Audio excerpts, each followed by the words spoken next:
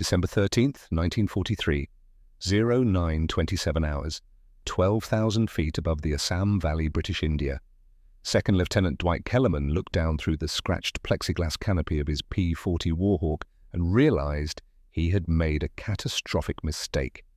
Not the kind you apologize for at the officers' club, the kind that gets measured in body counts and congressional inquiries. 64 Japanese aircraft were heading straight for Dinjan Airfield. 24 twin-engine bombers flying in 3 perfect V formations, each bomber carrying 1,500 pounds of high-explosive ordnance. Wrapped around them like angry hornets, 40 sleek fighters weaved in protective S patterns, their polished cowlings flashing in the morning sun. The formation was still 11 miles out, closing at 180 miles per hour. That gave Kellerman exactly 3 minutes and 40 seconds before they reached the airfield. He was alone. No wingman, no squadron, no cavalry riding over the hill. Just one obsolete fighter, one young pilot who had overslept, and a decision that would either save 280 lives or add his name to a very long list of men who died doing something spectacularly stupid. Kellerman's hands moved across the instrument panel by muscle memory. Fuel gauge 73 gallons. At cruise power, that was 90 minutes of flying time. At combat power, maybe 65. Ammunition counter 2,400 rounds of 50 caliber ammunition loaded in 6 wing-mounted Browning M2 machine guns. He did the math. Each gun fired 800 rounds per minute.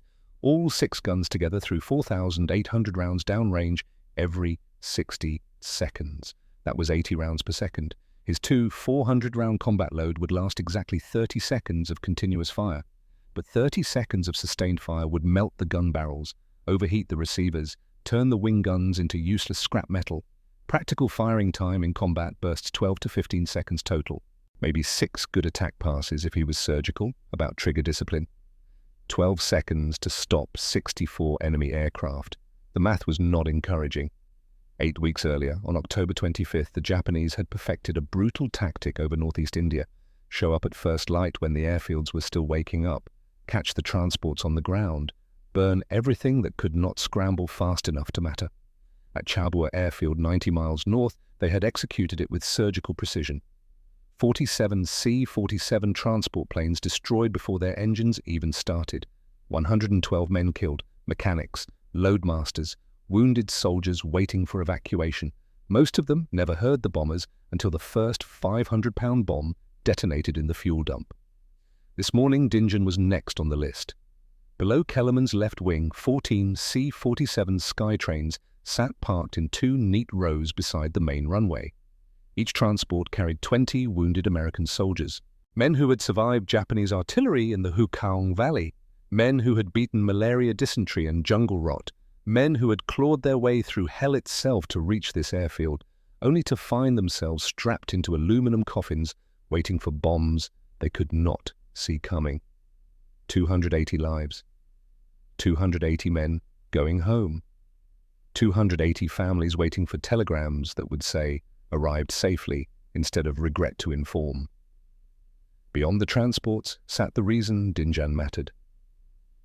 The fuel depot, 55,000 gallons of 100-octane aviation gasoline stacked in 55-gallon drums, like dominoes waiting for a match. That fuel was the lifeblood of the Hump airlift, the aerial supply line that kept China in the war. If those drums caught fire, the entire China-Burma-India theater would feel it. Within 72 hours, Chiang Kai-shek's armies would run out of ammunition, the Japanese would push west, the war would shift.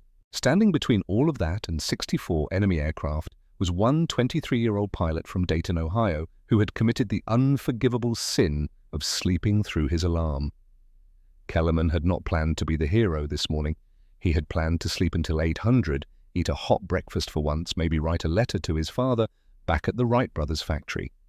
The night before, he had volunteered to take overnight alert duty, giving a break to Lieutenant Morrison, whose wife had just delivered twin boys in California.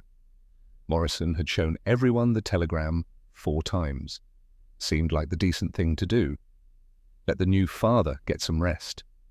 Decent had turned catastrophic at 08:57 hours when the scramble bell started ringing. Kellerman had jerked awake in the alert shack, boots still on flight suit, half-zipped. Through the window, he watched the entire squadron launch without him. 12 P-40s clawing into the sky pilots, running to their aircraft with parachutes flapping. The duty officer was screaming into the radio. Radar had picked up a large formation approaching from the northeast, bearing 045, speed 180 knots, distance 60 miles, standard intercept procedure, get airborne, establish altitude, meet them 50 miles out before they reached the airfield. By the time Kellerman stumbled outside, rubbing sleep from his eyes, the sky was empty except for prop wash and exhaust smoke. The squadron was already 5 miles north and climbing. Then the duty officer's radio crackled again. Different voice, British accent. Radar station at Lido.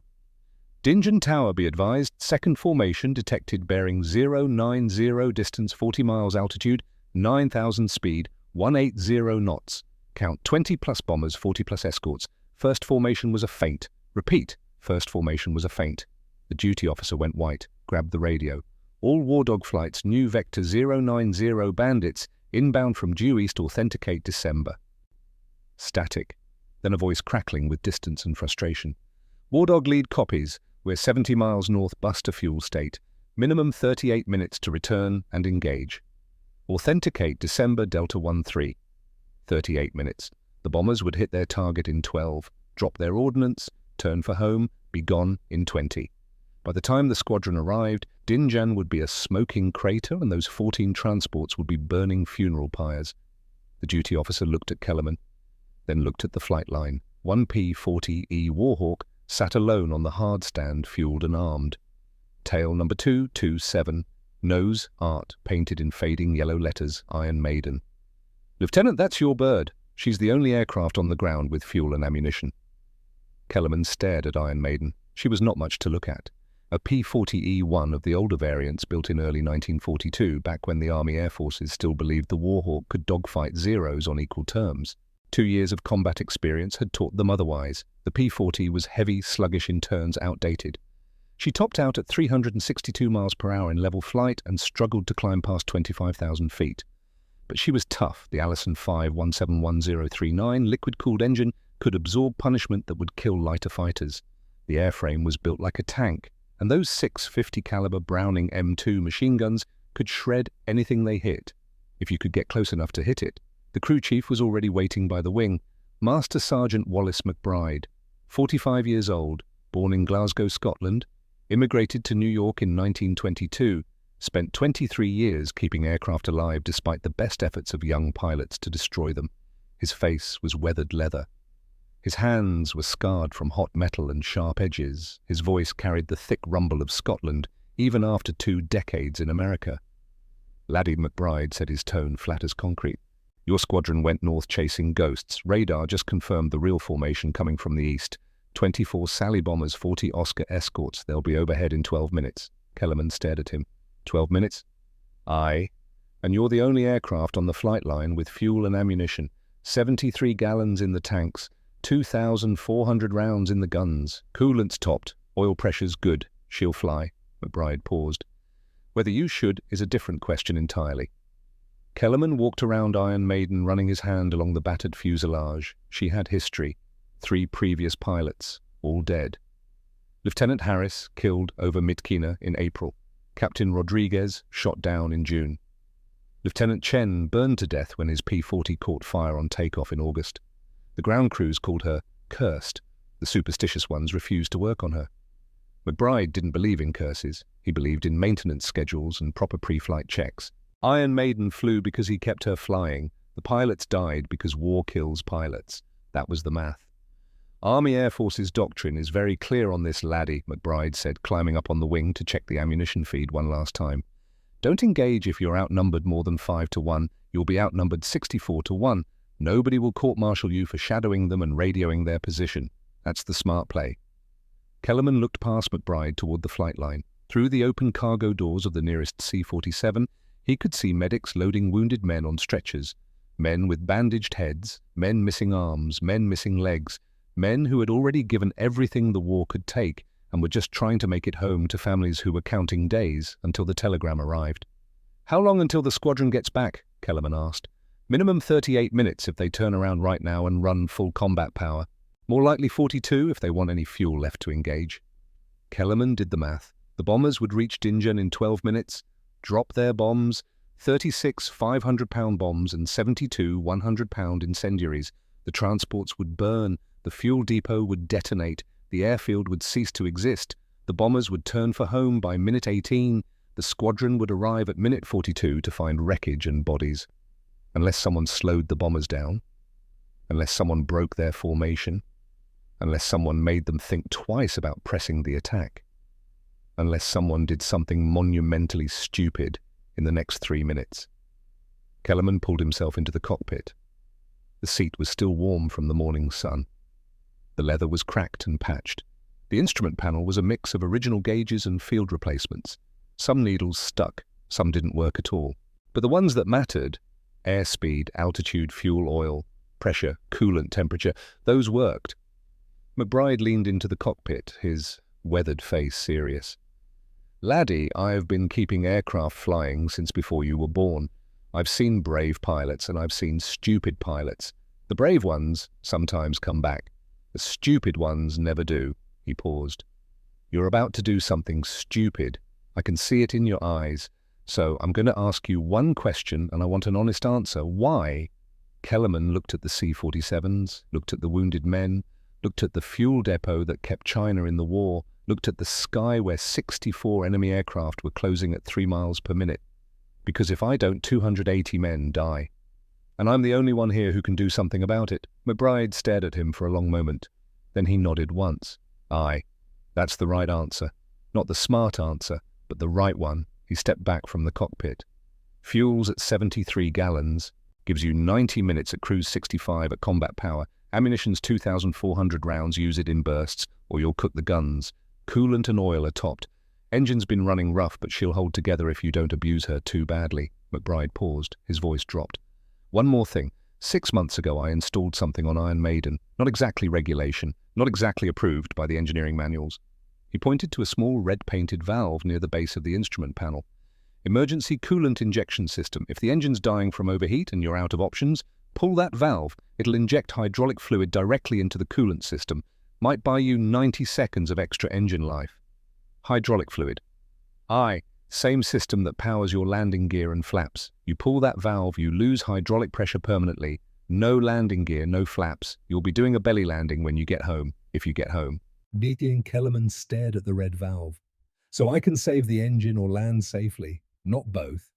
That's the choice. But a dead engine 40 miles from base means you're not landing anywhere except jungle. At least this gives you a chance to make it back before you have to worry about the landing." McBride stepped back from the wing. "You're cool, laddie, but if you pull that valve, you'd better make it count." Kellerman began the startup checklist. Mixture rich, throttle cracked 1 inch, fuel selector to main tank, magnetos to both, battery on, the familiar ritual, the muscle memory that every pilot develops, the sequence that turns a collection of metal and fuel into something that defies gravity. He hit the starter. The Allison 51711039 coughed once, belched black smoke, caught. The 12-cylinder engine settled into a rough idle that shook the entire airframe. 150 horsepower waiting to be unleashed. The propeller blades became a blur. McBride stepped back from the wing and raised one hand. Not the crisp military salute, the slow, deliberate kind. The kind you give someone you respect, the kind you give someone you don't expect to see again. Kellerman returned it. Then he released the brakes and shoved the throttle forward. The Allison roared. The P-40 lurched forward, tail coming up as speed built. The rough dirt strip blurred beneath him. 50 miles per hour, 60, 70, at 90 miles per hour, Kellerman pulled back on the stick. Iron Maiden clawed into the sky, trailing black exhaust and the smell of burning oil. The climb rate was not impressive. The P-40E was heavy, underpowered, by modern standards built for a different kind of war. She gained altitude slowly, grudgingly, like she resented being asked to fly at all. Kellerman kept the nose up, trading speed for height, watching the altimeter needle crawl upward. 2,000 feet, 4,000, 6,000. At 8,000 feet, he spotted them. The Japanese formation was exactly where the radar had said it would be. 24 Mitsubishi Ki-21 Sally, heavy bombers, twin-engine aircraft with greenhouse canopies and dorsal gun turrets. They flew in 3 V formations of 8 aircraft each. Neat, professional, confident. Above and below them, 40 Nakajima Ki 43 Oscar fighters wove lazy S patterns. The Oscars were small, nimble, beautiful in their own lethal way, designed for dogfighting. Empty weight, 3,483 pounds, almost half the weight of a P-40. Powered by a Nakajima Ha-115 radial engine, producing 1,150 horsepower. Maximum speed, 329 miles per hour.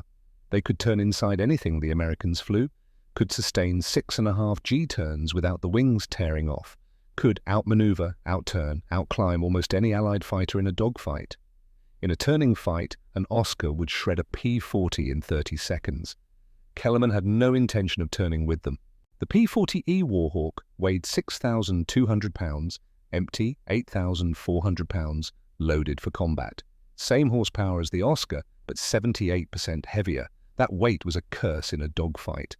But in a dive it was a gift from physics. Heavy objects fall faster, build speed faster. In a steep dive, a P-40 could hit 480 miles per hour. The Oscar's wings would structurally fail above 350. If an Oscar tried to follow a P-40 straight down, it would disintegrate. That was the playbook for P-40 pilots in the China-Burma-India theater. Boom and zoom, dive attack, extend. Never turn, never slow down. Use altitude and gravity to build speed.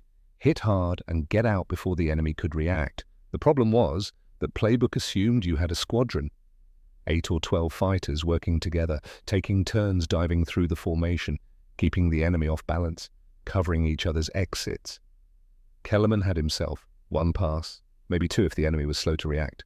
Then the Oscars would have position and altitude, and no amount of diving would save him once they were on his tail. He needed to make the first pass count. Army Air Force's doctrine for fighter pilots was very clear. When outnumbered more than 5-to-1, disengage, shadow the enemy, report their position and heading, preserve your aircraft, live to fight another day. Kellerman was outnumbered 64-to-1. The doctrine did not have a category for that. The doctrine assumed anyone in that situation was already dead.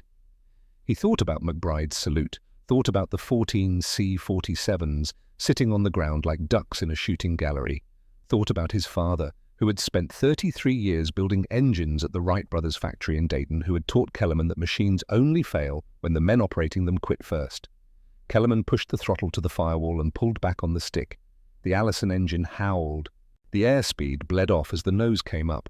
The P-40 clawed for altitude, slower now, trading forward velocity for vertical climb. Kellerman needed height. The attack had to come from above. Gravity and surprise were the only advantages he had against 64 aircraft. At 12,000 feet, he was level with the formation. At 14,000, he was above them. At 16,000 feet, 4,000 feet above the bomber stream, he leveled off and took stock. The enemy formation droned along beneath him. Neat, confident, nobody looked up. Success breeds complacency. The Japanese had been running these dawn raids for 2 months. Every single mission had gone exactly according to plan. Minimal resistance, bombs on target, home in time for breakfast. This one was about to go differently. Kellerman studied the formation. 3 V groups of 8 bombers each. The lead formation was the key. 6 bombers in a tight V with 2 more stepped up behind. They would be carrying the Pathfinder crews, the experienced bombardiers, who would mark the target for the following waves. Knock out the leaders, break the formation, ruin the bomb run. The Oscars could wait. They would get their turn soon enough. Kellerman's hands were steady on the controls. His breathing was calm. Fear was there, sitting in his chest, like a cold stone, making his heart beat faster than it should. But fear was just chemistry, adrenaline and cortisol and evolutionary biology. It did not get a vote. He rolled the P-40 inverted and looked down through the canopy at the formation below. From this angle he could see everything, the spacing between aircraft, the gaps in the escort pattern, the blind spots in the defensive coverage. He picked his entry point. A corridor of empty sky between 2 Oscar flights. A gap that would be open for maybe 5 seconds before the fighters cycled back into position. Kellerman took 1 slow breath. Then he pushed the stick forward and dove. The P-40 fell out of the sky like it had been kicked by an angry god. The airspeed indicator climbed. 200 miles per hour, 250, 300. The wind screamed around the canopy, a rising shriek that drowned out the engine. Gravity pressed him down into the seat with the weight of a fat man sitting on his chest. The Allison engine roared, propeller blades spinning so fast they vanished into invisibility. 350 miles per hour, 360. The wings began to shake. The airframe groaned, protesting every rivet and weld, stressed beyond design limits. The control stick went stiff in his hands, requiring real muscle to move as the air loads built up. The world narrowed to a tunnel. At the end of that tunnel were 6 Japanese bombers that had no idea what was coming. At 800 yards, Kellerman centered the lead bomber in his gun sight, squeezed the trigger. 6 50 caliber Browning M2 machine guns opened fire simultaneously. The recoil was immediate and violent. The entire airplane shuddered like a jackhammer. The cockpit filled with noise, a rapid hammering that overwhelmed even the engine roar. Spent casings ejected from the wing gun ports, tumbling away in the slipstream. Tracers reached out across the sky every 5th round, burning bright orange as it tore through the air at 2,900 feet per second. The stream of fire converged on the lead bomber's left wing. Fabric tore, metal sparked, pieces flew off the wing in a spray of debris. Then the port engine caught fire. Not a small fire, not a smoke trail. A blooming orange fireball that engulfed the entire engine, cowling in less than a second. The bomber did not like being on fire. The pilot yanked the controls hard left, trying to side-slip away from the flames. But the airplane was too heavy, too slow, carrying too much ordnance. The wing dipped, the nose dropped. The aircraft rolled left, directly into the path of its wingman. The wingman saw it coming, hauled back on his controls, dropped his bomb load early in a desperate attempt to gain altitude. The bombs tumbled away, falling uselessly into jungle 40 miles from any target. The formation exploded. Not literally, but tactically it ceased to exist. Aircraft broke left and right, pilots hauling on control yokes, bombers scattering in every direction like startled birds. Perfect V formation dissolved into chaos in less than 3 seconds. Precision bombing became survival flying. Kellerman had fired for exactly 2 seconds. At 80 rounds per second, that was 160 rounds expended. He had 2,240 rounds remaining, 14 seconds of ammunition at sustained fire. 7 or 8 more attack passes if he was careful. He pulled back hard on the stick. 7 Gs crushed him into the seat. Blood drained from his head toward his feet. Vision grayed at the edges, tunneling toward blackness. His G-suit bladders inflated, squeezing his legs and abdomen, trying to keep blood in his brain. The P-40 groaned in protest, metal flexing wings bending upward under the aerodynamic load. The dive reversed into a climb. The nose came up. Airspeed bled off rapidly as potential energy traded back for altitude. And 40 Japanese fighters realized they had a serious problem. Because they were not escorting bombers anymore, they were chasing a very angry American who had just ruined their entire morning, and that American was already looking for his next target. The sky stopped being empty. Oscars rolled in from above and behind wings, glinting in the morning sun, sleek, fast, deadly. The kind of fighters that loved nothing more than chewing up heavy American aircraft that made the mistake of slowing down in a dogfight. Kellerman knew exactly one rule about fighting Oscars: never turn with them, ever. The P-40 was faster in a straight line, tougher, heavier, better armed. But the Oscars were dancers. They could turn inside anything. If Kellerman tried to dogfight, he would lose, fast, badly, terminally. 4 Oscars came down from his 10 o'clock high diving to intercept. Kellerman could see the pilots now close enough to make out the dark shapes in the cockpit's faces, hidden behind leather helmets and oxygen masks.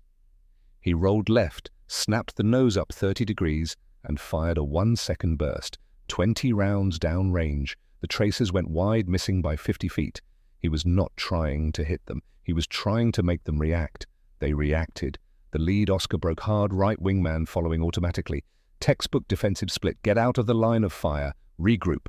Come back for another pass. That gave Kellerman exactly 4 seconds. He immediately shoved the nose down and dove away, trading his hard-won altitude for speed. The P-40 surged forward, accelerating rapidly as gravity took over. 380 miles per hour. 390, 400. The Oscars tried to follow, rolling into the dive, noses dropping, but their lighter airframes could not build speed as fast. Physics was undefeated. At 400 miles per hour, Kellerman was pulling away, opening the gap from 200 yards to 400, then 600. That bought him seconds, not safety, not survival, just seconds. But seconds were enough. Behind him, the bomber formation was trying to pull itself back together, aircraft climbing back to formation altitude, tightening spacing, reforming the V-groups, like nothing had happened, like they had not just watched their lead aircraft catch fire and spiral out of control. Professional, disciplined, Determined, Kellerman glanced at his fuel gauge. 70 gallons. He had been at combat power for 4 minutes. The Allison was drinking fuel at a gallon per minute. At this rate, he had an hour left, maybe less. He glanced at his ammunition counter. 240 rounds remaining.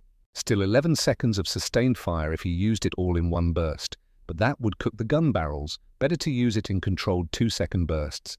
Another 6 or 7 attacks. He looked down at the airfield. Dinjan was 9 miles behind him now. The bombers were 6 miles from their release point. 2 minutes until bombs away. 2 minutes to ruin their aim. 2 minutes to scatter them again. 2 minutes to make them believe this airfield was defended by more than one obsolete fighter and a pilot too stubborn to quit. Kellerman shoved the throttle forward again and dove back toward the bombers. 8 Oscars followed him down close enough now that he could see the red circles on their wings, the Japanese national insignia bright against the polished aluminum. The P-40 screamed through the dive, hitting 410 miles per hour. The controls went stiff. The stick felt like it was set in concrete. At these speeds, the aerodynamic forces on the control surfaces were enormous. Moving the stick required real physical strength. The Oscars fell behind again. Their lighter construction limited their dive speed. At 380 miles per hour, they were already pushing their structural limits. At 410, the P-40 was pulling away effortlessly. Kellerman leveled out at bomber altitude and lined up on the right-hand formation. 8 Sallies in a stepped V, their greenhouse canopies glinting. He could see the dorsal gunners swinging their weapons toward him. 7.7mm machine guns, short range, slow rate of fire, not enough to stop him before he was in range. 300 yards, 250. The gunners opened fire. Tracers reached out, falling short, arcing down beneath his nose. 200 yards. Kellerman fired. A 2-second burst, 160 rounds. The tracers converged on the lead bomber's starboard engine. The radial engine exploded in a spectacular fireball. Pieces of the cowling flew off like shrapnel. The propeller disintegrated. The bomber rolled violently to the right. The wingman saw it coming, yanked hard left. The 2 aircraft missed each other by less than 20 feet. The formation shattered again. Kellerman kicked right rudder and sprayed another 1-second burst through a bomber's thin fuselage. 80 rounds. He saw impacts, saw fabric tear, saw something inside the fuselage explode in a flash of orange. Then the Oscars were back.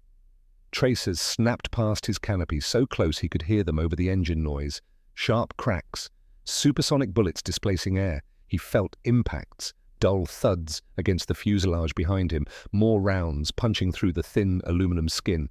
The control stick went slightly softer in his right hand. Damage, cable tension reduced. Not critical, not yet. The sky was chaos now, smoke trails, fire, fighters everywhere, bombers scattering, and somehow impossibly one American P-40, still in the middle of it all, refusing to leave, refusing to quit. Kellerman was not winning. The bombers were still flying, the Oscars were still dangerous, the odds had not changed. But he was making sure nobody else was winning either. That was when the airplane started complaining. He felt it before he saw it. A vibration in the control stick, a shudder through the airframe. Then the engine temperature gauge began to climb, past the green normal zone, into the yellow caution zone, toward the red danger zone. He had been running war emergency power for 14 minutes straight. The Allison 5171039 was rated for 5 minutes of maximum power. Maybe 8, if you were lucky. 14 minutes was asking for miracles. The temperature gauge read 235 degrees Fahrenheit. The red line was 221. At 235, coolant was beginning to boil inside the engine block. Pistons were expanding against cylinder walls. Bearings were running hot. Metal was grinding against metal in ways the Allison engineers never intended. But the bombers were still coming. Still 7 miles from Dinjan. Still carrying their bombs. Still capable of turning the airfield into a smoking crater. Kellerman looked at the red emergency coolant valve, McBride's gift. 90 seconds of extra engine life in exchange for hydraulic pressure. No landing gear. Belly landing guaranteed. Not yet. He was not ready to make that choice. Not while he still had altitude and airspeed and ammunition. He shoved the nose down and dove through the escort screen one more time. The P-40 accelerated past 390 miles per hour, shaking hard now, the airframe protesting every mile per hour above 350. He leveled out and fired at the center formation. 1.5-second burst. 120 rounds. The bomber's right wing folded at the root, just crumpled like cardboard. The aircraft flipped inverted and spun, tumbling through the sky, trailing smoke and debris. No parachutes. Too low, Too fast. 3 bombers confirmed destroyed. 21 still flying. The formation broke again. But this time they did not reform. This time they turned south. The raid was over. The attack was aborted. Every bomber jettisoning ordnance and heading for home at maximum speed. Dinjan was safe. Mission accomplished. Now Kellerman just had to get home. He turned the P-40 west toward Dinjan.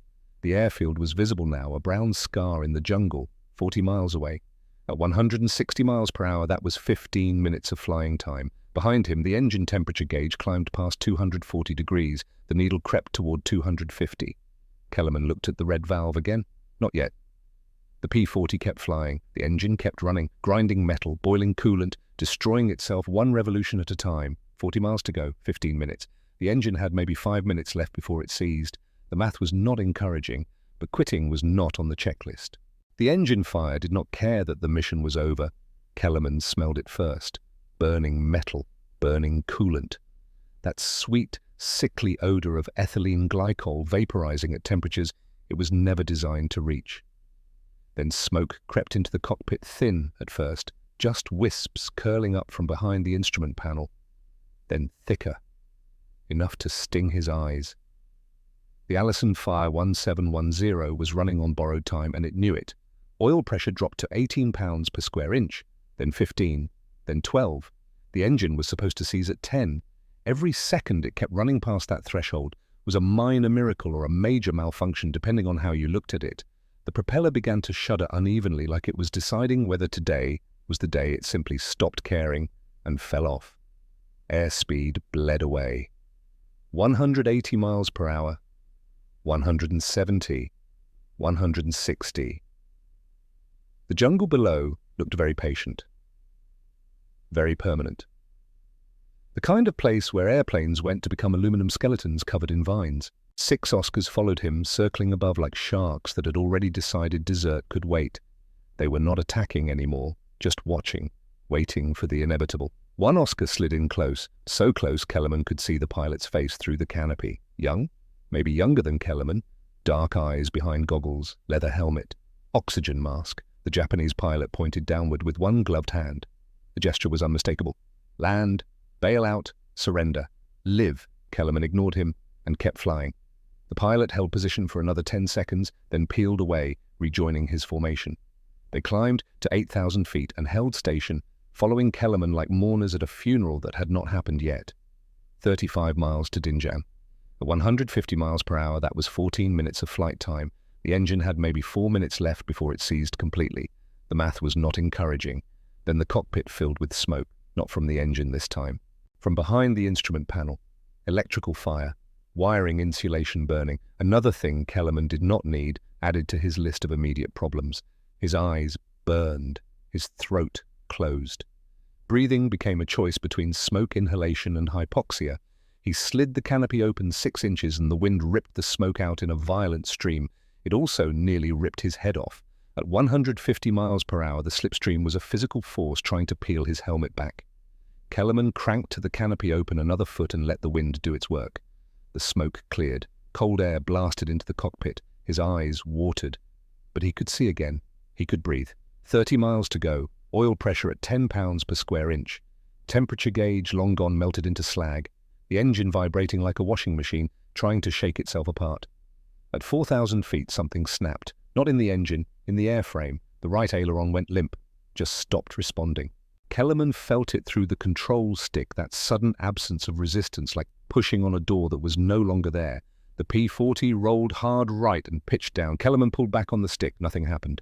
The elevator cables were gone, cut clean through, probably by one of the rounds that had punched through the fuselage 10 minutes earlier. The airplane had officially stopped listening. The nose dropped. Airspeed climbed. 180, 200, 220. The jungle rushed up like it had somewhere important to be and was running late. Kellerman had seconds, maybe 10, maybe 5. The P-40 was in a descending spiral, picking up speed, and there was nothing he could do to stop it because the controls did not work anymore. Physics was in charge now, and physics did not negotiate. Then something clicked, not in the airplane, in his head. The damage was forcing the nose down when the aircraft was right side up. The severed cables, the limp aileron, the airflow over the damaged control surfaces, all of it was conspiring to push the nose toward the ground. But aerodynamics did not care about orientation. Forces reversed when you flipped the aircraft. Positive G became negative G, down became up. If the controls were killing him upright, maybe they would save him upside down. It was not a good idea. It was barely an idea at all. But it was the only idea Kellerman had, and the ground was 1,800 feet away and closing fast. At 1,600 feet, Kellerman rolled the P-40 inverted.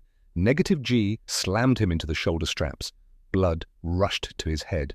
The engine coughed, starved for fuel, as the carburetor fought against gravity.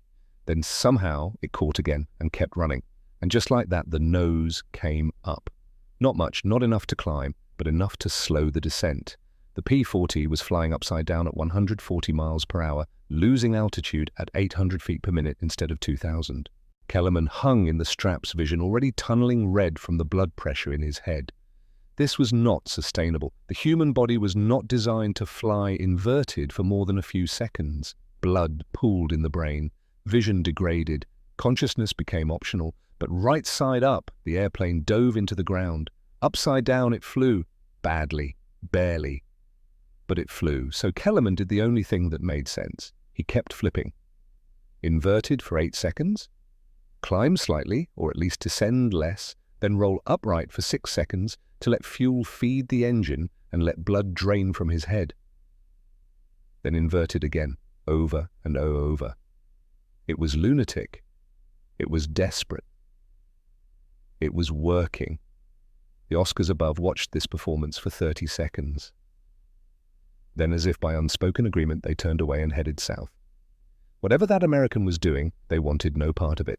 Above him or below him, depending on which 8-second interval you measured, the Oscar pilots were already composing their after-action reports. They would describe an enemy fighter that refused to die, that flew in ways that defied logic, that attacked from impossible angles and disappeared before they could respond. They would report encountering multiple American aircraft, 4, maybe 5, possibly more, coordinated attacks, aggressive tactics, a well-defended airfield that was clearly more dangerous than intelligence had suggested. None of them would believe it was one airplane, one pilot, one man, flying so aggressively, so unpredictably that an entire formation had been convinced they were facing a squadron. But that realization would come later. Right now they were climbing to altitude and heading home, already planning how to word their reports to minimize the embarrassment. Kellerman did not know any of that. He just knew he had to keep flipping. Inverted, upright, inverted, upright. The rhythm became automatic. His hands moved on the stick without conscious thought. Roll left, wait, roll right, wait. 28 miles to Dingen. 13 minutes of flight time at current speed. But current speed was not the problem. The problem was the engine, which was now running on fumes hope, and some kind of mechanical stubbornness that the engineers at Allison would have found fascinating if they were not already filing lawsuits over the abuse. Oil pressure hit 0. 0 is not a warning. 0 is an obituary. 0 means the bearings of dry metal is grinding on metal, and catastrophic failure is measuring itself in seconds, not minutes. The propeller kept turning. It should not have. By every law of thermodynamics and metallurgy, the engine should have seized solid. But it kept running, grinding, screaming, destroying itself one revolution at a time. Kellerman flipped inverted again. Blood rushed to his head. Vision grayed. He counted to 8. Rolled upright. Vision cleared. Counted to 6. Flipped inverted. The world became a metronome. 8 seconds of agony. 6 seconds of relief. Repeat until something broke, or the runway appeared, whichever came first. Carbon monoxide was creeping into the equation now. The cockpit ventilation system was designed to pull fresh air from outside and exhaust fumes away from the pilot. But with the canopy open and the engine burning, oil exhaust gases were swirling into the cockpit with every breath. Carbon monoxide is invisible, odorless, and it binds to hemoglobin 200 times more effectively than oxygen. Every breath Kellerman took was replacing oxygen in his blood with poison. The symptoms started subtle, a slight headache, mild nausea, nothing alarming, just background noise in a cockpit already full of alarms. But carbon monoxide does not stay subtle. It accumulates. At 5% saturation, you get a headache. At 10% nausea and dizziness. At 20% unconsciousness. At 30% death. Kellerman was at minute 7 of inverted flight breathing exhaust fumes, and his blood saturation was climbing past 15%. He did not know the number. He just knew his vision was starting to tunnel even during the upright intervals. His hands felt distant, like they belonged to someone else. Time was stretching and compressing in strange ways. 8 seconds inverted felt like 30. 6 seconds upright felt like 2. His inner ear was lying to him, telling him he was in a spin when he was flying straight. The horizon was doing things horizons were not supposed to do. Up and down were becoming negotiable concepts. But muscle memory is a powerful thing. His hands kept moving. Roll, wait, roll, wait. The P-40 kept flying or falling with style depending on your definition of controlled flight. 20 miles to Dinjan, altitude 3,200 feet, rate of descent averaging 600 feet per minute. That gave him 5 minutes before he ran out of sky. The engine temperature was now academic. The gauge was gone. The engine was either running or it was not. Kellerman could feel the heat radiating through the firewall, could smell burning paint vaporizing oil metal, oxidizing at temperatures that would make a blacksmith nervous. Then the propeller stopped. Not slowed. One moment it was windmilling, barely turning, grinding on dry bearings. The next moment it froze solid. 2 blades locked horizontal. Dead. The engine had finally given up. Seized. Done. No amount of abuse would make it turn over again. The crankshaft was welded to the block. The pistons were expanded into the cylinder walls. Iron Maiden's heart had stopped. Kellerman was flying a glider now, a very bad glider with a weight-to-lift ratio that would make any sailplane pilot weep. 18 miles to Dinjan, altitude 2,800 feet, no engine, no power, just gravity and momentum. The P-40's glide ratio was 8-to-1 on a good day with a clean airframe. That meant for every 8 feet forward, he lost 1 foot of altitude. With battle damage, the ratio was worse. Maybe 6-to-1, maybe 5-to-1 with all the holes punched through the fuselage, disrupting airflow. Kellerman did the math. 2,800 feet of altitude, divide by 6. That gave him 2.8 miles of gliding distance. Maybe 3 if he was very gentle with the controls and the wind cooperated. He needed 18 miles. The math was not just discouraging now, it was terminal. But Kellerman kept flipping. Inverted for 8 seconds, upright for 6. Because stopping meant falling and falling meant dying, and dying meant those 14 C-47s on the ground were not worth the effort. 15 miles to Dinjan, altitude 2,200 feet. The jungle canopy was close enough now that he could see individual trees, could pick out clearings, could identify the river snaking through the valley like a silver thread. His vision was tunneling hard now. The carbon monoxide saturation in his blood was past 20%. Medical textbooks said unconsciousness was imminent, but medical textbooks did not account for adrenaline, willpower, and the stubborn refusal to quit that runs deep in certain people. Kellerman's hands kept moving. Roll, wait. His breathing was shallow. His heart rate was through the roof. His body was screaming for oxygen and getting poison instead, but his hands kept moving. 12 miles to Dinjan, altitude 1,800 feet. He could see the airfield now, a brown scar in the green jungle. Could see the runway. Could see tiny figures on the ground probably watching him and wondering why an airplane was flying upside down with its propeller stopped. McBride would be down there, watching through binoculars, probably already knowing this was not going to end well, probably already calling for the meat wagon and the fire crew. 9 miles to go, altitude 1,400 feet. Still flipping, still flying, still refusing to accept that the math said this was impossible. The carbon monoxide was winning now. Kellerman's vision was down to a narrow tunnel. His hearing was muffled like someone had stuffed cotton in his ears. His sense of time was completely gone. He might have been flying for hours, might have been flying for seconds. There was no way to tell. But his hands kept moving. 6 miles, altitude 1,000 feet. The runway was clearly visible now. He could see the control tower, could see trucks moving on the taxiways, could see the 14 C-47s, still intact, still whole, worth every second of the 17 minutes of combat and the 9 minutes of inverted insanity that had followed. 4 miles, altitude 700 feet. The P-40 was barely flying now. Airspeed had bled down to 125 miles per hour, just 15 miles per hour above stall speed. Any slower and the wings would stop generating lift and the airplane would drop like a brick. Kellerman stopped flipping. There was no point anymore. He was too low. Rolling inverted would put him into the trees. He flew upright, accepted the descent, and aimed for the runway. 2 miles, altitude 400 feet. The trees were close enough to see individual leaves. The river was below him, muddy and brown. If he could just make it over the river, he would be in gliding distance of the field. The P-40 crossed the river at 200 feet. The engine was cold now. The propeller blades were locked. The airframe was Swiss cheese. The controls were more suggestion than command, but it was still flying. 1 mile, altitude 300 feet. Kellerman could see people running on the airfield, could see vehicles moving toward the runway. McBride would be with them already knowing what was coming. 1/2 mile, altitude 200 feet. The P-40 was sinking fast now, trading every foot of altitude for every 8 feet of forward motion. The math was cutting it close, very close. Kellerman aimed for the near end of the runway, not the middle, not the far end, the very near end, because he did not have altitude to spare. The runway threshold approached. Kellerman was at 120 feet, descending 600 feet per minute. 4 seconds later, the wheels would hit, if he was lucky, if the gear held, if the airplane did not cartwheel. If a dozen other things went right that had no business going right. The P-40 crossed the threshold at 90 feet, descending hard, too fast, too steep. Kellerman pulled back on the stick, trying to flare, trying to bleed off speed, trying to make this look like a landing instead of a controlled crash. The stick responded. Barely. The nose came up slightly. The descent slowed from catastrophic to merely dangerous. The main wheels hit the concrete, hard. 7 Gs slammed through the airframe. Metal screamed. The gear struts compressed so fast they bottomed out against the stops. The tires, which had not been designed for this kind of impact, flexed, bulged, but somehow held. For 2 seconds it looked like Kellerman might actually pull this off. Then the right main gear collapsed. The strut, which had taken a round through the hydraulic cylinder 11 minutes earlier, finally gave up.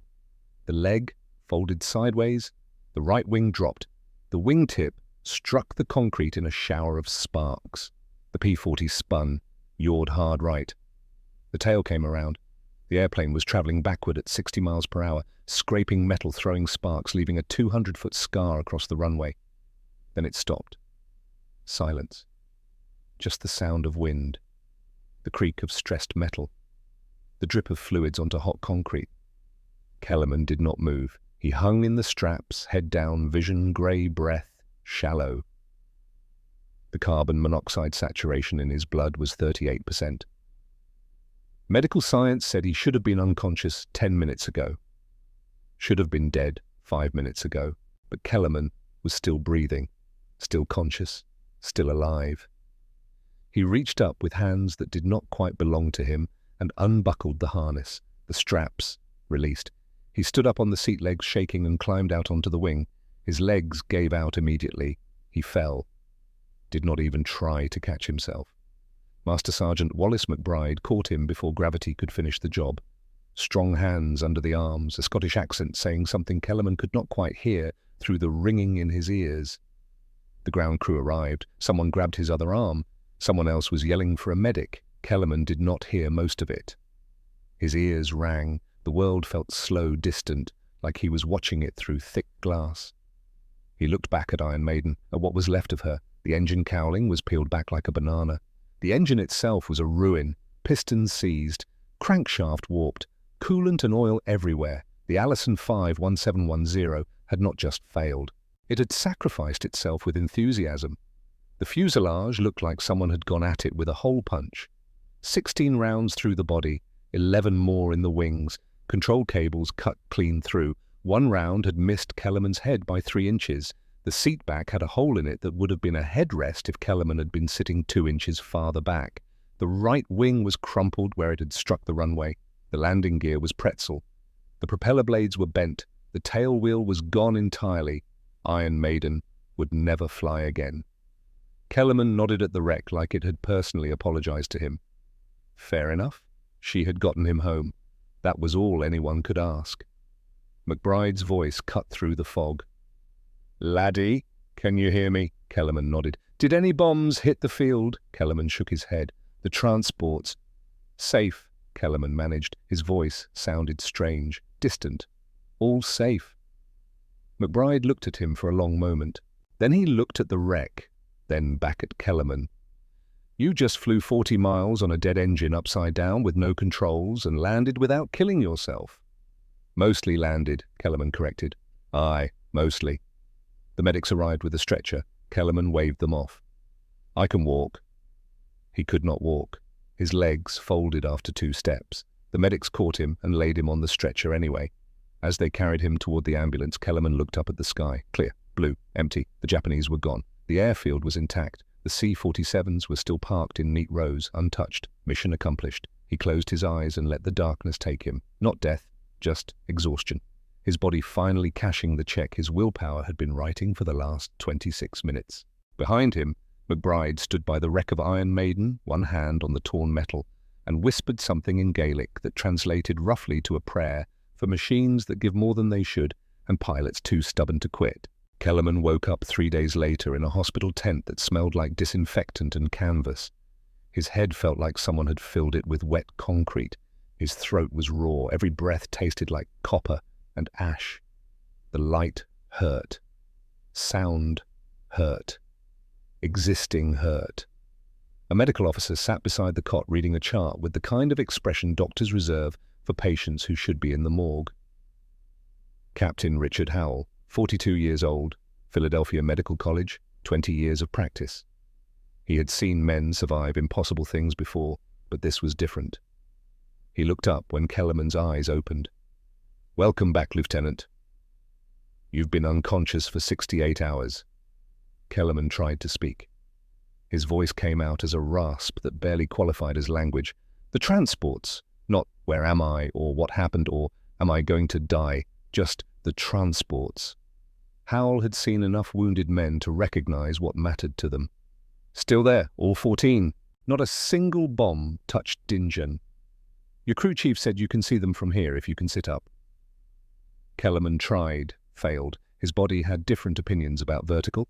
Howell put a hand on his shoulder. Give it time. Your muscles are still remembering how to work. How bad? Howell set the chart down and leaned back in his chair. This was the conversation he had been dreading. We drew blood when they brought you in. Standard procedure for smoke inhalation. Your carbon monoxide saturation was 38%. The number meant nothing to Kellerman. His brain was still booting up. 25% is unconsciousness, Howell continued. 30% is considered fatal.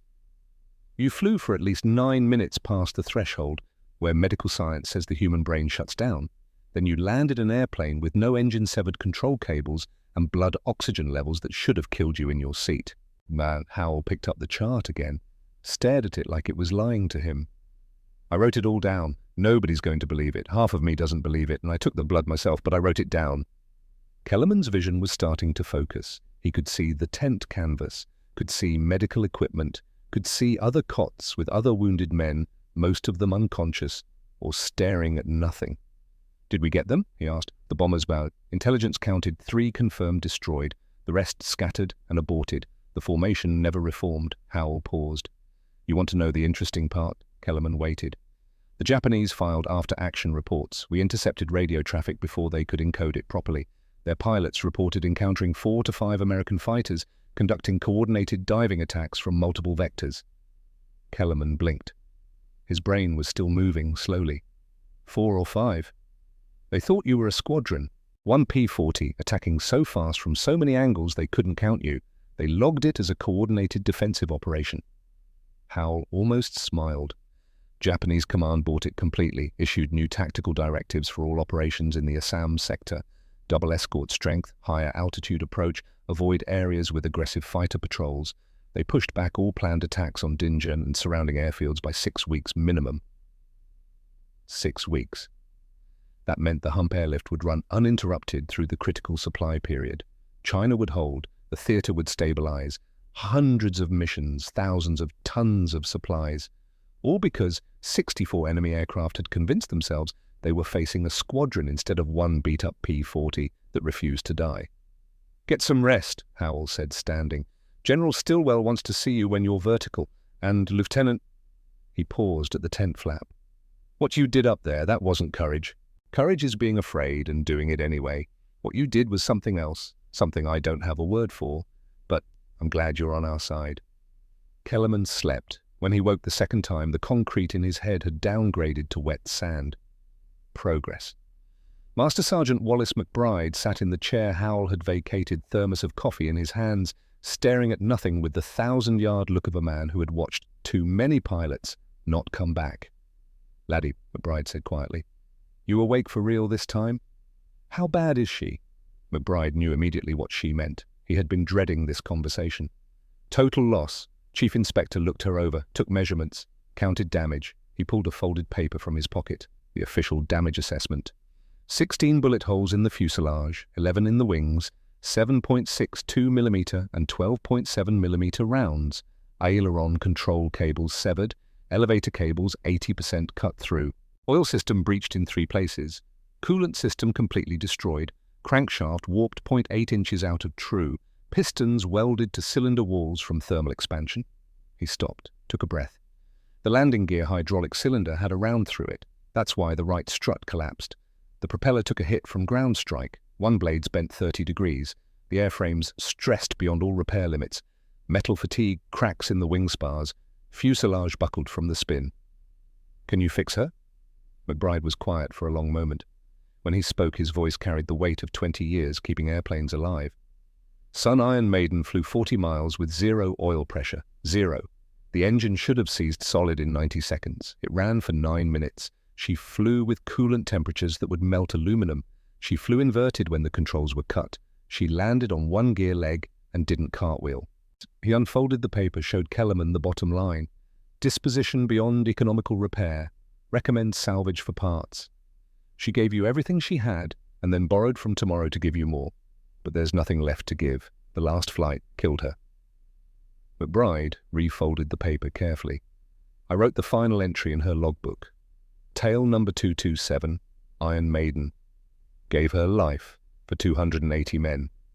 A fair trade." They sat in silence. Outside, the airfield continued, engines starting, crews shouting, transports taking off. The war did not pause for one wrecked airplane or one grounded pilot. "The Oscars that followed you home," McBride said eventually.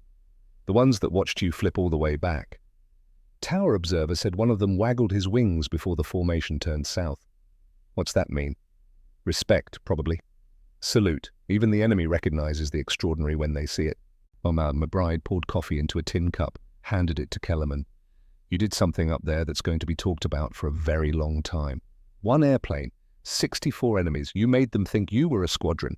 You saved 280 lives. You changed Japanese tactical doctrine for an entire theater."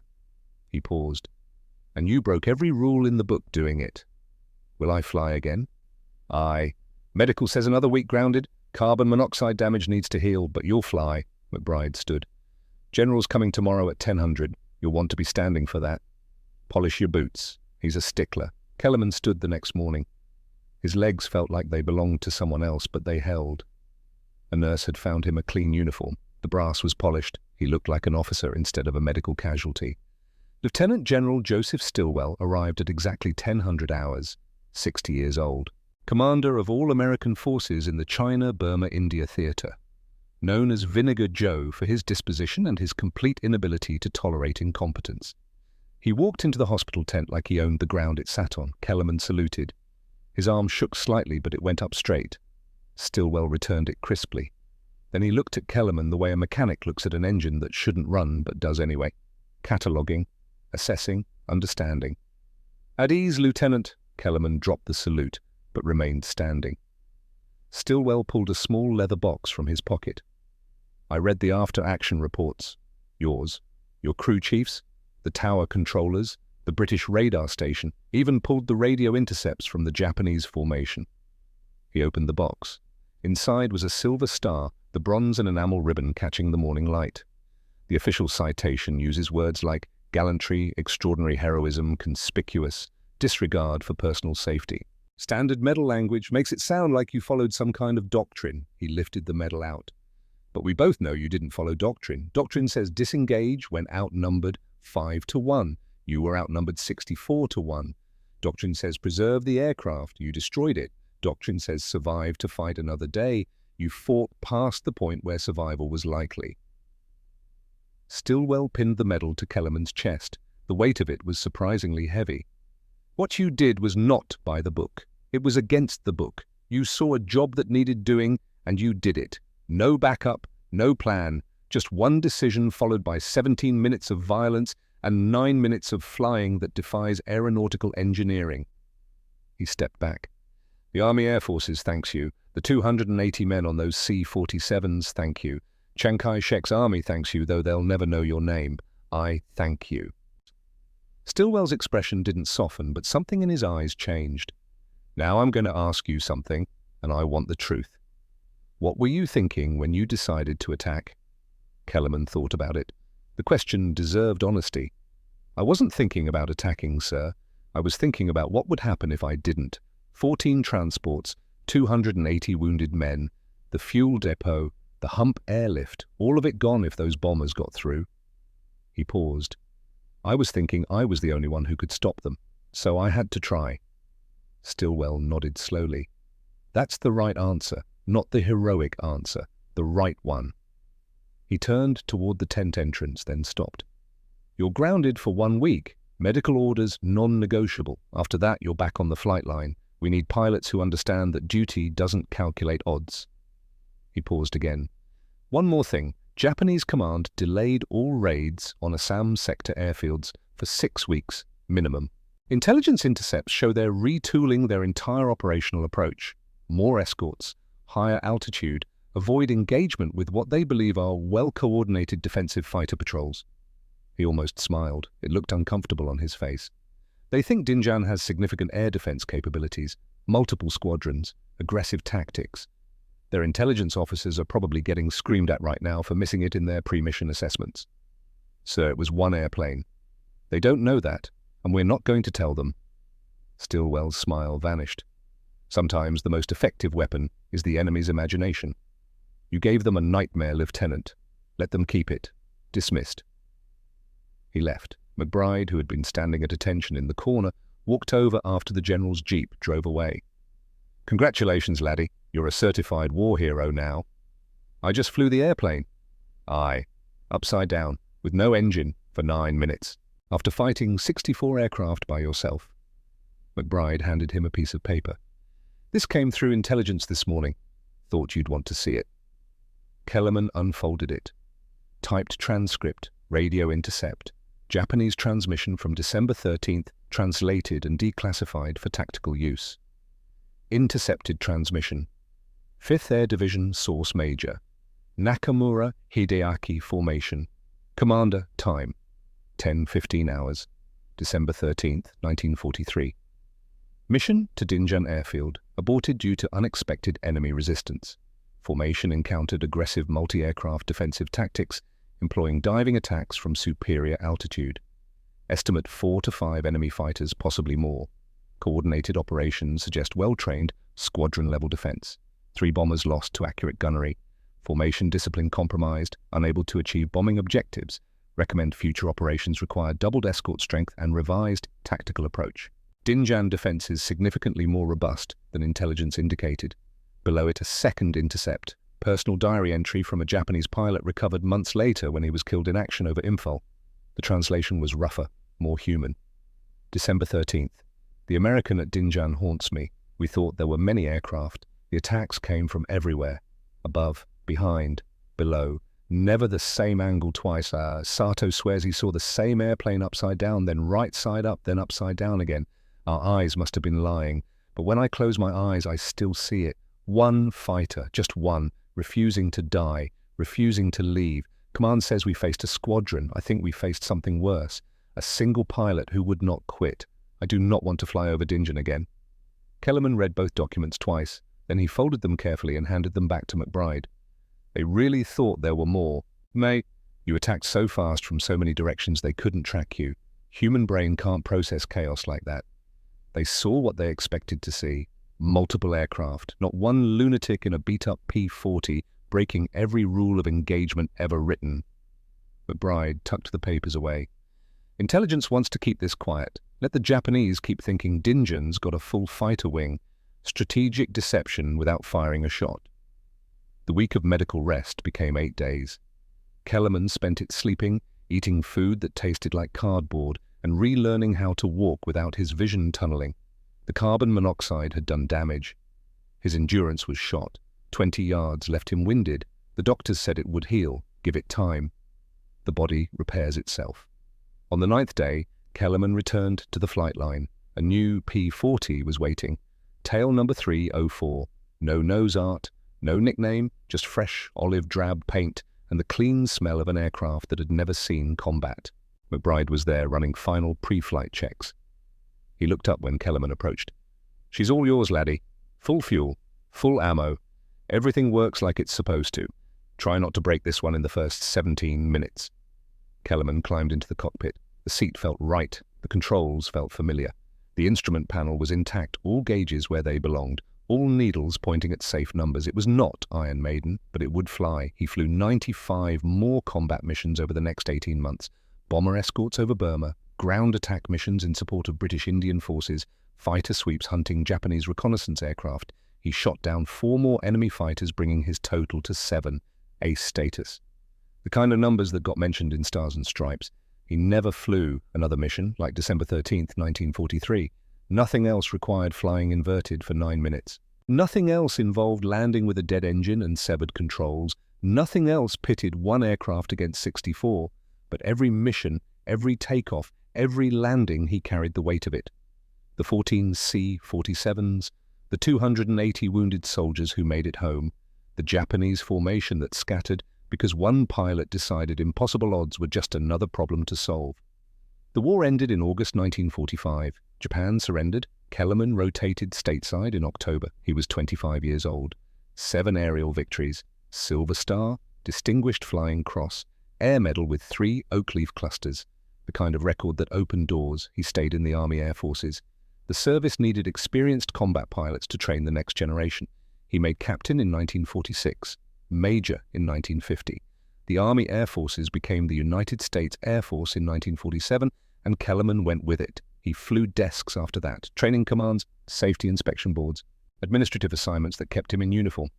But out of cockpits, he was good at it, teaching young pilots not to make the mistakes that killed the men he had served with, reviewing accident reports, writing doctrine. He retired in 1968 as a full colonel. 25 years of service, 2 wars, hundreds of missions. He had done his part. He moved back to Dayton, Ohio, bought a small house 3 miles from Wright-Patterson Air Force Base, close enough to hear the jets, but far enough that the noise didn't keep him awake. He got a job as a civilian flight instructor at the local airport. Cessnas and Pipers, teaching businessmen and teenagers how to fly patterns and handle crosswinds. His students never knew. The quiet man in his 50s who taught them turns around a point and emergency procedures had once fought 64 enemy aircraft, alone and won. He never mentioned it, never wore his medals to work. It was just another day, 40 years ago. When journalists found him in the 1970s asking about Dingen, asking about the Silver Star, asking about the mission, where one P-40 held off an entire Japanese formation, he gave them all the same answer. "I did my job. Iron Maiden did the heavy lifting. Sergeant McBride kept her alive past all reasonable limits. I just held the stick and tried not to crash." They pressed him about the inverted flight, the carbon monoxide, the mathematical impossibility of surviving. He shrugged. "Some days you're the only one standing between chaos and order. You do what needs doing. The airplane either holds together or it doesn't. That day she held together, that's all." He lived quietly, never wrote a memoir, never gave speeches. When the Air Force Association asked him to speak at their annual convention in 1985, he politely declined. The past was past. Let it stay there. He died in March 2001, 81 years old, heart failure in his sleep. The kind of death most combat pilots never get. Peaceful, quiet. At home, the funeral was held at Wright-Patterson Air Force Base. Full military honors, flag-draped coffin, 7-rifle salute, taps played by a young airman who had never heard of Dingen but knew every note by heart. The pallbearers were 6 men in their 80s, fragile, grey, moving slowly. But they came, they carried him, they owed him that much. They had all been on those 14 C-47 transports on December 13th, 1943. Wounded soldiers strapped into cargo planes waiting for Japanese bombs that never fell because one pilot decided their lives were worth 17 minutes of impossible courage. Master Sergeant Wallace McBride attended, 103 years old, flew from Scotland specifically for this. He needed a cane. His hands shook, but his voice still carried that thick Glasgow rumble that could cut through jet engine noise. At the graveside, after the rifle volley and the folded flag and the formal words, McBride stood and spoke. That laddie taught me something in December of 43. He taught me the difference between machines and men. His voice wavered slightly. Machines obey physics. They follow the rules. They break when they're supposed to break. They quit when the math says quit.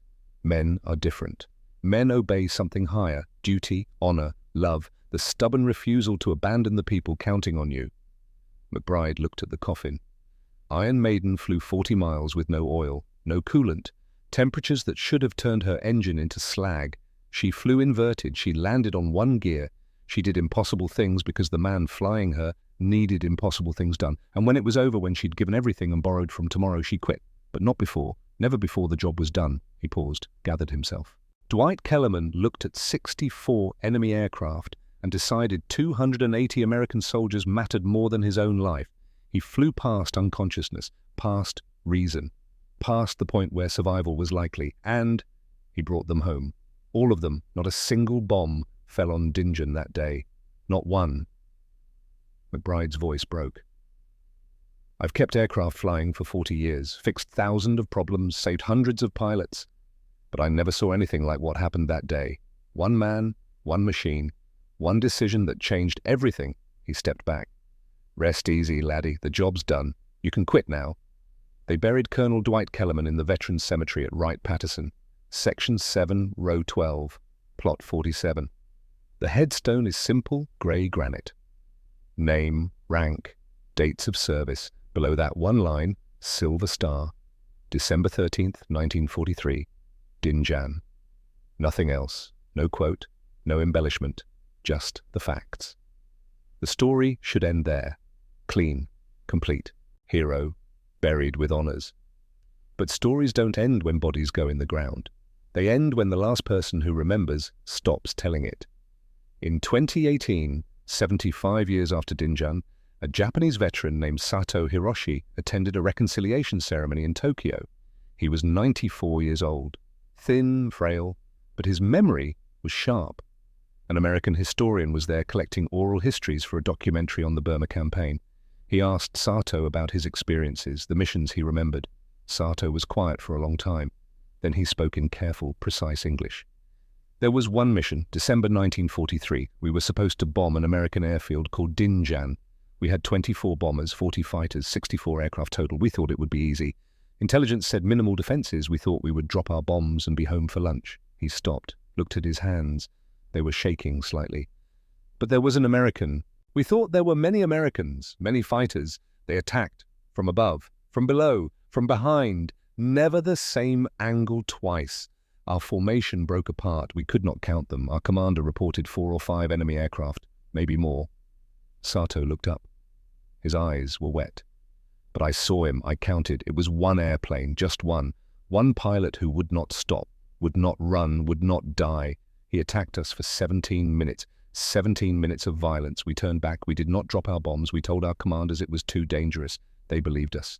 Another pause.